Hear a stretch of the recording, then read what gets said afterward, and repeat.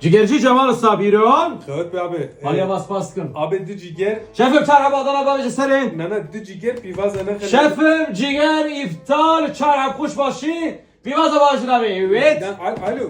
Uyuma bala öyle pis ya. Alo. Alo abi maç bu. Abi mal ezeci mal beşim di cigerim bu ha. Abi kayım kırma fiyim kırma Ali Beşe ya. Bahçeli evler mi? Bahçeli evleri evet. Abi farın kuma ya. Abi merhaba ne saat şandiye ya. Dede kaydı pek zile o ki merak ne ki evet biyor. Berat te god da kaka nif saat der basu keskil derine de ya. Abi ne pis ya. O çağatı selema. Şunu. Ana mane ma hada bu ya.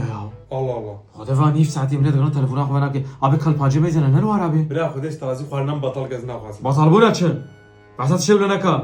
De da kaydı azurum az xwar natetenim. Tiştaki ne kovastım. Alo abi çitki va peş da kaydı ne karayım ta merak kiriya tu ne miriye ne? El bendatemez bir çime de zuver. Abi can peş da kaydı el vurum. Cik di ne kara xwarne cik di ne koza. Evet vastım. Abi çeş bu duruma tahşeme brelo. Başa kuma alemane xwedi ta zane. Abi ev naş wala ya. Para dem. Afiyet olsun. Ya Ibrahim torbeta vale. Her şey ya onu hani ki kopya gittin ya. Ya bizim bir kadar torbaç mavlesi bika ya. Abi bu duruma dersen tezgah bir kırma. Bira. Hode bela khubretelu. خدا بلا خودت نجام ده سر شعبم سر سریم abi şarja ver tane ya abi can